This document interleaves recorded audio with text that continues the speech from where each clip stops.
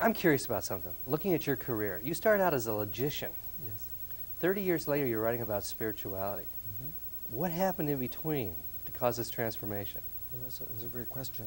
You know, logic is a science of thought itself. It has a very illustrious history, and it's seen as the primary science, because if you can know the structure of thought and the laws of thought, you will then have a key and a code to all other disciplines, because they all use thought. That's a classical line from Aristotle and Plato in the European tradition. And I was trained in that tradition as a logician at Brandeis University, where I did my graduate work. But I was really, there was a wonderful revolution in modern logic with the founding of logic by Frege, the German mathematical logician. It was really a rejection of the previous way of doing logic, where for 2,000 years and more, it shaped the European imagination, because the space of logic is where you make your culture and yourself and your experience. So it was exactly right. So that if Aristotle was wrong, it's really a deep critique of the entire tradition that relied on that logical paradigm. So mathematical logic with Frege, Russell, Wittgenstein, that spawned the modern analytic revolution, was a deep change in logic itself, and hence a different way of understanding human reason. That's where I grew up as a logician, between these two worlds of the modern paradigm and the classical paradigm, and I was not willing and able to reject the classical. And so what I found, my doctoral work, was seeing that how can these two powerful paradigms that shape modern culture and classical culture both be right in some ways, and yet each be limited. I couldn't dismiss either of them, and yet they were almost... So this is also the genesis of all your interest in dialogue between two worlds. Exactly right. It started at the very beginning, because in the crisis, it was a crisis personally for me, because as a philosopher in the art of reason, reason is supposed to be coherence and non-contradiction and non-polarization and unity. But here I found the science of reason, logic. Right, the guts of reason. It was divided. Exactly. You got it exactly. So it shook me up. Yeah. It shook me up, because if reason itself is split against itself in its primary science of logic, then anything goes. And I realized at that point that's a crisis Socrates faced. Because when Socrates came on the scene in the birth of the European tradition, there was another deep contradiction that had matured between the two great giant thinkers, Heraclitus and Parmenides. One seeing that being is the truth, the other one becoming. And they were at odds. How can being, reality, be both being, eternal, and becoming, radical process? And when you have a deep contradiction in culture, it seems to open the floodgates to relativism. So Socrates got hemlock for trying to find a real foundation to reason. So there was a recycling of that, and my career began with that crisis. So I'm curious, how do you resolve this? I mean, this is your life's work. I mean, and it's like broken in two. How old were you, by the way? Exactly right. I must have been around 23 or so, 24, 23, 24.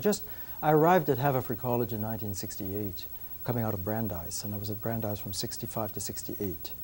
And it was in the period of 1968, 65, when I was doing my graduate studies, that this matured for me. And in my first year of teaching, first couple of years, I faced this crisis, and it was as if my professional life split as a logician, because my heart and my deepest instinct was there's got to be a unity to reason. And that was a commitment, but what I found in my research was that there was a split in logic itself, and a deep crisis. It was even worse than that, Mike, because I realized at that point too that the greatest minds of philosophy had not yet solved a key question that years later would become the key question of our culture. How do we move between different worlds? It was not just a logical paradigms, but when you move between cultures, how does someone in the European culture understand the Chinese mind, or the Hindu mind, or the Buddhist mind, or the African mind? I realized that we know we can do that. An anthropologist can go into Africa and somehow by magic, if they're good, not just impose the European mind on it, but learn a different mind. So we can enter into the Bakongo mind. And you learn a different world that way. So So you figure out a way to build that bridge in logic. Exactly. Establish a dialogue between worlds. Frege's logic and Aristotle's logic. Yes. Then you could do it for every other part of life. You've got it exactly. That is what played out for me. So my whole life quest became defined with this crisis moment for me. How do we solve the problem of human intelligence moving between worlds and understanding? And there was a missing science of that, and logic didn't go. So that was the same crisis. Okay, so where do you go look? You can't go to the library. I didn't. No, of course not. I was in new territory, and I felt very lonely and alone. And at that point, another agenda in my life was eventually to go to to the roots of Indian culture. I grew up in the West, Mm-hmm. so it was a new experience. I studied Sanskrit. I went to the University of Pune in India for the first time in 1971 for 1 year, leave to study Indian music and learn the philosophy. Really do it. And this was a mind-boggling experience for me because I thought I was doing a different journey to the East. But when I started to read these great texts, the Upanishad, the Bhagavad Gita, the great meditative teachers that All shaped... journeys are the same, right? No, yes and no, because they were very different. What Shankara did in the Hindu tradition and what Nagarjuna did in the Buddhist tradition, profoundly different. And those traditions are at odds and fighting amongst themselves in ways which puzzled me. So that even the meditative traditions have their deep disagreements, obviously. But this is the key point. I began to see a pattern in the meditative awakening of reason, and I've even thought of this before, that these teachers were seeing that you've got to pay attention to how you're conducting your mind, which I didn't understand and which my own classical education didn't teach me. We look at the content of what we're thinking, but we never stop to look at how are we thinking, the process of thinking. And what the meditative traditions really saw par excellence is that there's such a thing as ego-centered thinking, almost like a technology of the mind, Mm-hmm. that produced a disaster in the human situation. It polarizes, it splits. The key point is that ego-centered thinking is a way of thinking that puts the thinker as an independent entity centered in herself, himself, looking out at the world as an object presented to it. So those traditions... Solipsism to a degree. It leads to that, although it's not obvious, because there's a subject and an object. Mm. That's the structure of ego-centered thinking. And these traditions saw, the Buddha's Great Awakening was on that very point. It is that as long as you're ego thinking, you suffer. You can't have a coherent life. Things are split. You're split within. People are split between each other. Your world is split, space, time, mind, matter. All of these things are divided. So the key that I learned in the meditative traditions, from a logical point of view, is that they saw that logic had to attend to how you're thinking. And if you're ego thinking, you're participating in a fragmenting, dualizing, separating, isolating, tribalizing way that would always lead to splits. So the lights went on for me because my crisis now says, could it be that ego-centered thinking has generated the split in logic and the split that Aristotle found? So that became a clue that opened a new door for me as a logician. And that's meditative reasoning. Well, no, that took me 30 years to come to. Okay. Because I then began teaching these Indian classical texts to begin with and learning them as I taught them. And my own world was in a way schizophrenic in the beginning. I was teaching logic and presenting the crisis in logic and teaching Hindu thought and Buddhist thought and Zen thought as I learned them, and saw that the meditative traditions were always critiquing egocentric thinking. And the great teachers I began to see were all suggesting that we don't mature rationally as logical beings unless we get out of ego thinking into a more dialogical. Meditative to me is dialogic. I can explain that later, but the meditative mind enters a unified field in which you are not an object to me. You're different. Buber said it well. He said there's a difference between I-it, which is like the ego, and the I-thou. And the I-thou way of thinking is when we're relational now. You are over there. You're different from me. But somehow we are in a dynamic mutual encounter. And that's a dialogical mode. And to me, the dialogic clicked with the meditative. Because the meditative, the Buddha's enlightenment, is that when you let go of ego and separating these objects, and you enter a dynamic field, they call it shunyata, emptiness, co-arising, interactive, interrelational. Everything is dynamically interrelational. But now most people think, when they think of meditation, they think of entering into a space that has nothing to do with reasoning. Exactly right. It has that the self is what reasons. Yes. That the intellect is at work. The little man is inside the machine, Exactly running right. the thing. Yeah. And then meditation is some sort of irrational Yes. space that we go to where reasoning, the rules of logic and reasoning just don't exist. Exactly right. And I started out with that type of prejudice myself. And it was not only that it's irrational, but it's extra-rational, beyond reason in a way, not irrational. Enlightenment. Non-rational. Exactly. Enlightenment, because rationality is almost seen by definition to be dualistic, and based upon the subject-predicate or subject-object split. So it took me years to really put those together to see that the Buddha and Shankara and these great other traditions were really cultivating human reason and saying that reason is meditative. Reason, when you wake up out of the ego thinking, which is what Socrates wanted to do. Plato and Socrates were talking about awakening, philosophy is enlightenment. It has to do with awakening reason. And that reason is beyond the egocentric reason. That's what was the key to me. That we should not and cannot afford to give reason, this great thing, over just the ego-centered reason. So the distinction that was crucial to me is that egocentric reason is problematic and has not worked, it's become dysfunctional, but awakened reason, through dialogic or meditative awakening, is the maturing of reason. And that was like the flash that helped me to see that what we really need in our evolution. And that's your reconciling mechanism. Exactly. Between opposing worlds. That enabled me to solve the logical problem. That now I could understand why the Aristotelian model and the modern model, which were at odds and polarized, were really could be found in a deeper common logic. And the other clue was I began to see that through the meditative experiments, that they all showed that there must be a primal principle or field out of which all of these worlds are arising. And ironically, that was what the great philosophers were all trying to do. There was always a quest to get to the first principle. Mm-hmm. But I began to see that if you're in ego thinking, you're blocked from it. And unless you step back somehow from that ego way of processing the world, you cannot arrive in that primal field. So what is this primal field? Well, it's common ground. That's a good question, because I couldn't even find a name for it. Because if you look at the Chinese way of calling that, they would speak of the Tao, the nameless name beyond all names. Plato spoke of goodness as the ultimate form beyond all forms. The Christian tradition will speak of the Christ, the Judaic tradition of Yahweh, the first principle. Aristotle spoke of the first unmoved mover. Science speaks of the ultimate principle of energy and nature. The Buddhists speak of shunyata, or emptiness. The Hindus speak of Om. The African traditions, such as the Bakongo or the other traditions, the Dogon tradition, would speak of Nomo, the primal name. So you had so many different names for this primal principle that there had to be a breakthrough for me to say that, there is a primal common name in logic itself. And so I had to introduce experimentally a name. I used the word logos from the Greek, which means the primal name, reason, speech, language. It has many connotations. For a candidate for a global name, there was no global name. So that was a revolution in my own thinking.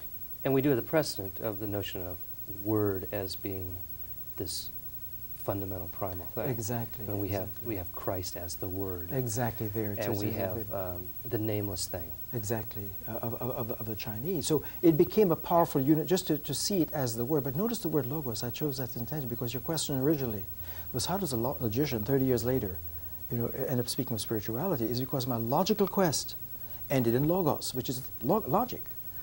Logic, really understood, deep logic, is the science of logos. It's a science now that brings you to the unified field.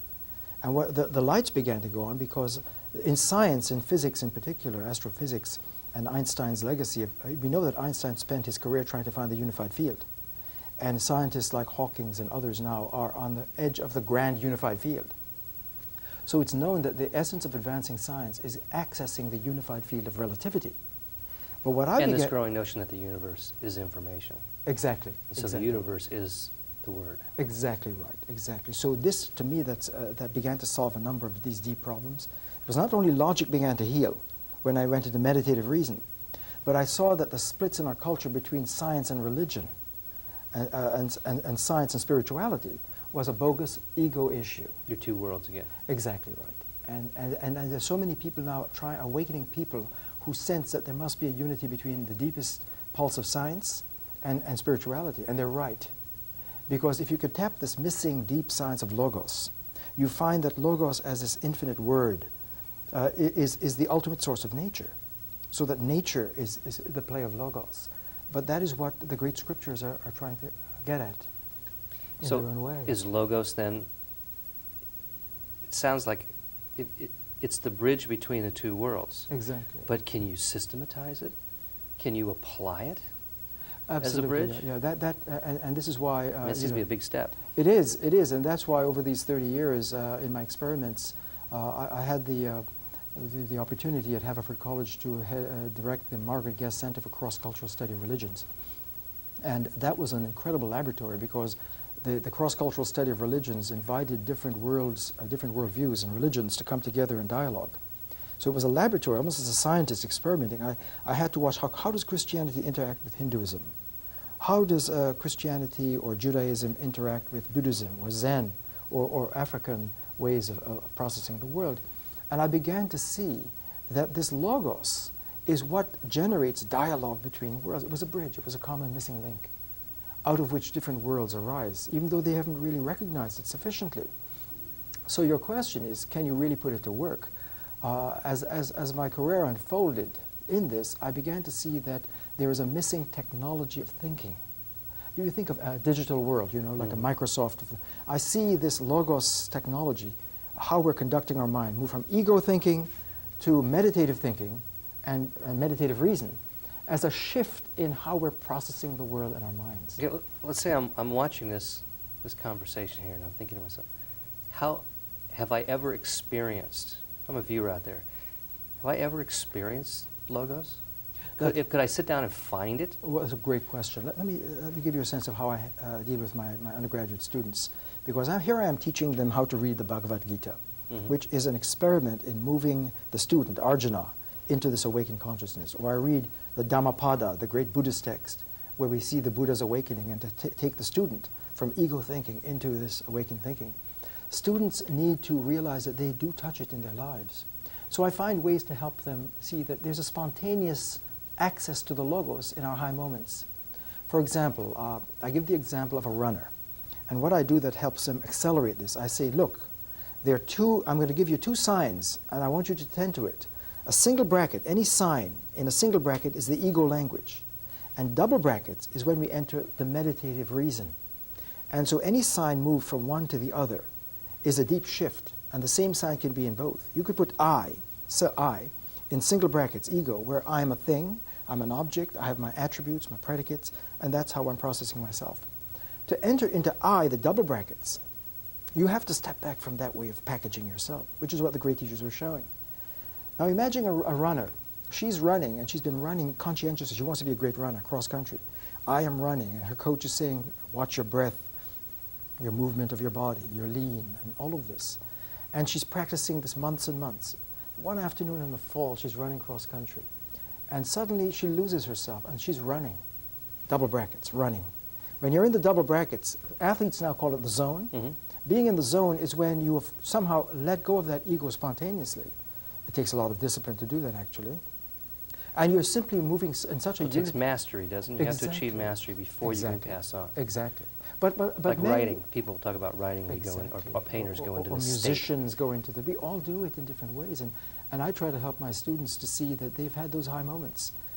So when they get one example of it, like the runner you can't anymore use the old language, say, I am running, you know, because just running, capital R, double brackets is happening. And they understand that right away. Says, yeah, I've had that moment, you know. Poets have it, creative artists have it. I think obviously Einstein had it when he had a flash into the unified But field. when you're in the zone, first of all, you don't know you're in the zone. By definition, you're not thinking that you're in the zone. Right. Yet you're so there Exactly. with what's going on. Ego's gone. But when you leave the zone, you find you miss it terribly. But you wonder could you live an entire life in the zone? That's a beautiful question, yeah. And that is the intent of the great teachers, exactly. And being in the zone, living in the zone is our heritage. Because if we're rational beings, and reason is deeper than ego thinking, and it really is the meditative awakening, the great teachers were showing us the pathway into living in the zone, living in this awakened, mindful state. That's all it is. To me, that's the heart of education, of liberal education, is helping our students to become human, fully human, and ego thinking is a stage we go through. And as we naturally mature as rational beings to become dialogical, awakened beings, we become mindful in the moment. So I give my students one of the longest assignments I think has ever been given. I said when they come into class, this is a laboratory in which you're going to be looking at your ego habits. Notice how you're sitting right now. Are you breathing? How many of you can really attend to your breath without breaking concentration for 1 minute or 2 minutes? And they laugh because they realize they couldn't do it for even 3-4 seconds. They lose it. So I say keep a journal. And when you come to this class, you're in a contract that you're going to try to be attentive and mindful whatever you do, when you're walking with your friends, when you're sitting at a dining center, when you're drinking your water, when you're going to sleep, when you're playing with your friends, when you're on the soccer field. Watch yourself. Be attentive. That, to me, is the awakening education and the heart of liberal arts, classical liberal arts. So it's a lifelong homework assignment. Exactly right. And they love it. They feel the challenge of it, and it begins to work as they go through the semester. Now, let me ask you something. Didn't philosophy begin at the beginning? Philosophy, this was its job? Exactly right. You said it exactly right. Well, what happened? Well, that's a good question. And you know, when you talk about my career, my 30-year journey, and a crisis and so forth, I think that as I look at philosophy, the evolution, the history of philosophy, just in the Greek tradition of Socrates. Socrates is one of my great heroes because he saw the crisis in culture, and the sophists were the relativists who were saying that, you know, there is no fundamental truth. It's really a matter of your position and your opinion. And there are many opinions, and each person is the measure. We're hearing that again in a certain way. It's a kind of naive relativism that is incoherent, if you think about it. And Socrates was attempting to give birth to a deeper awakening philosophy of critical thinking and inquiry, which is the love of wisdom. And Socrates is a hero for me because he made the classical move. He says, unless you could recognize your ignorance as a prerequisite for advancing, you can't advance in the love of wisdom, in the path of wisdom.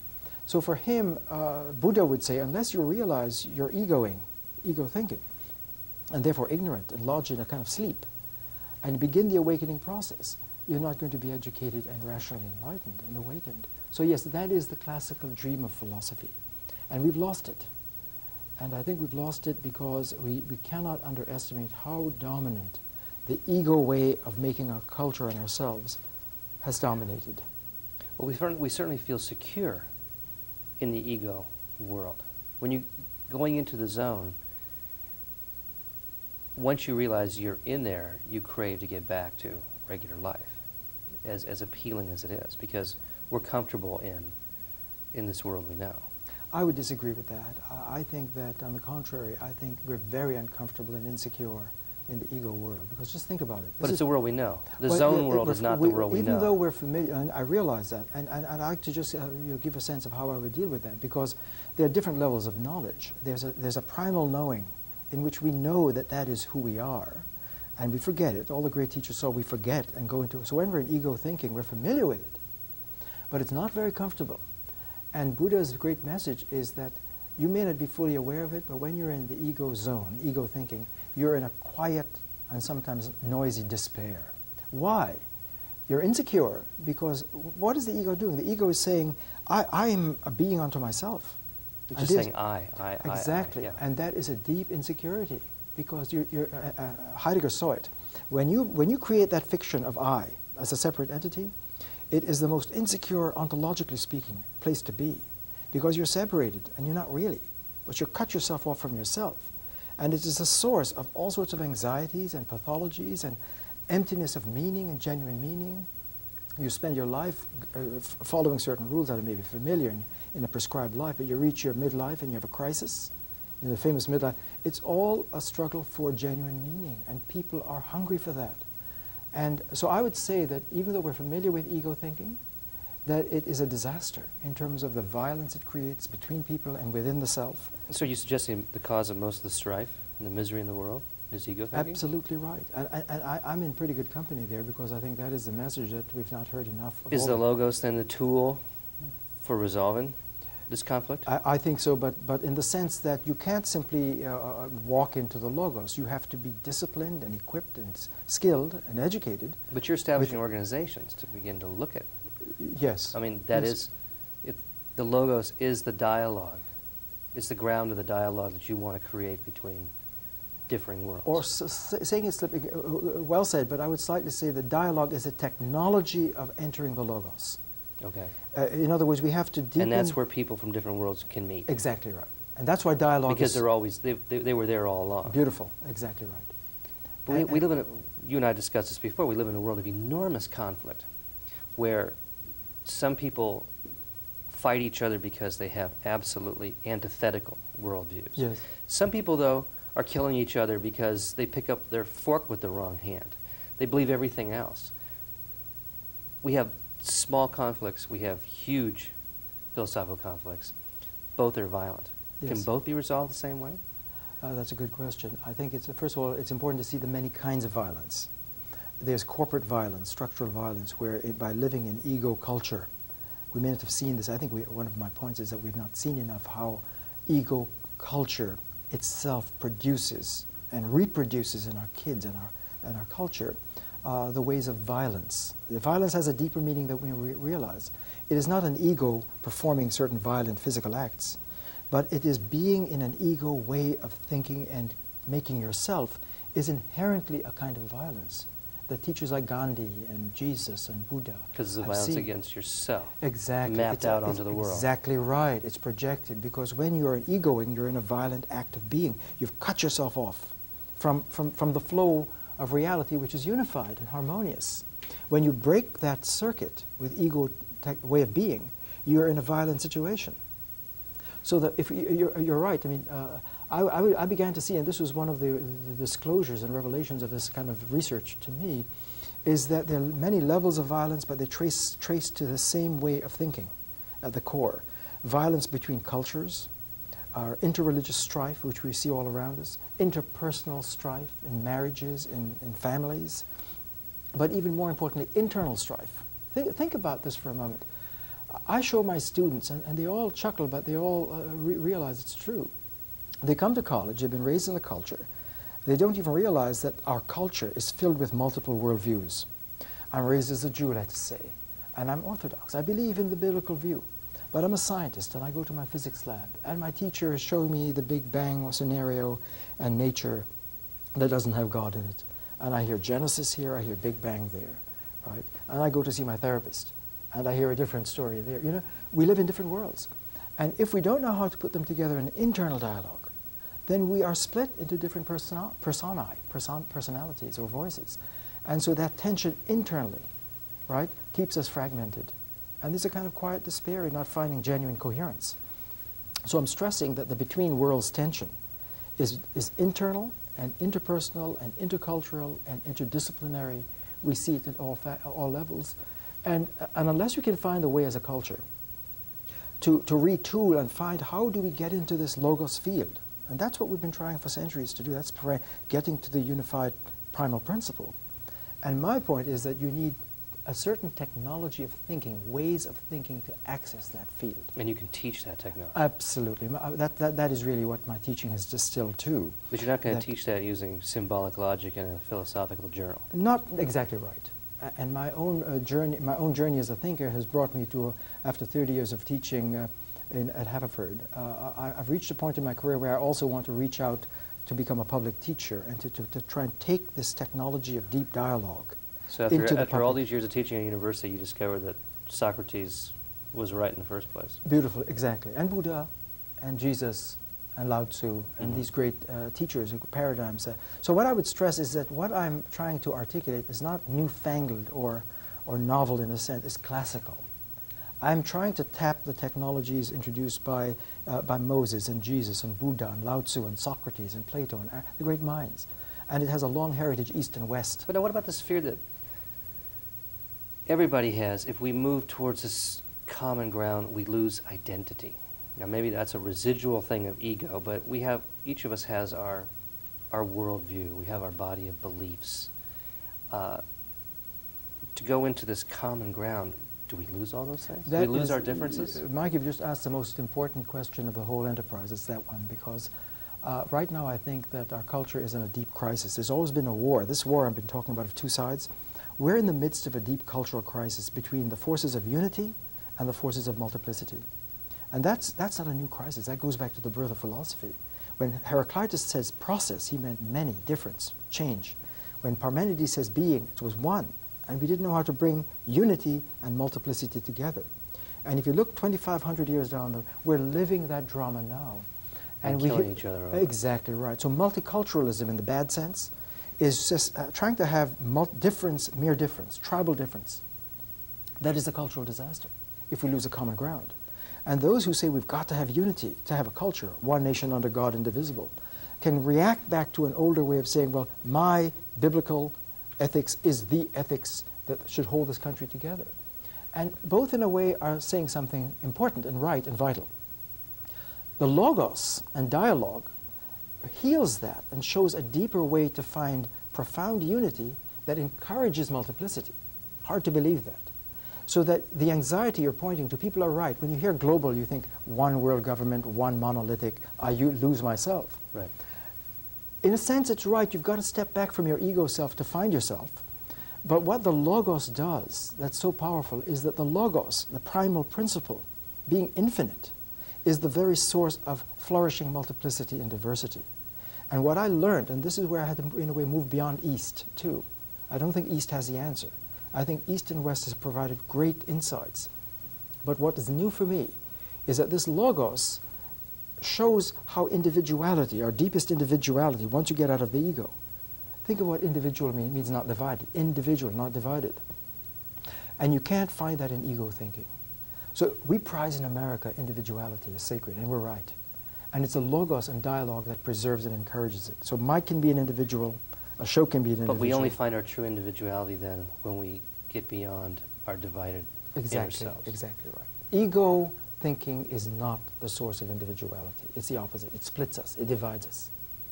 And individuality requires the rational awakening that takes us into the logos within, where we find each of us is profoundly unique, a unique miracle. Is that where we find Socrates is good? Yes, exactly. Socrates is good is Socrates and Plato took us on this journey that the ultimate principle is goodness itself. People never understood why did the first principle, why we call it goodness? Why isn't it just a neutral stuff? It's because it's the ultimate infinite force that holds things together. That's what the infinite power does. And that's goodness. Goodness is the unifying bond that holds things together. That's a love bond. And that's true happiness. Exactly right. Exactly right. And that's why philosophy is a quest for virtue and happiness. When you reach the dialogue of logos and find the logos within your own worldview, then you begin to reach fulfillment and satisfaction and all the great classical goals of philosophy, wisdom, begins to come out. Thank you.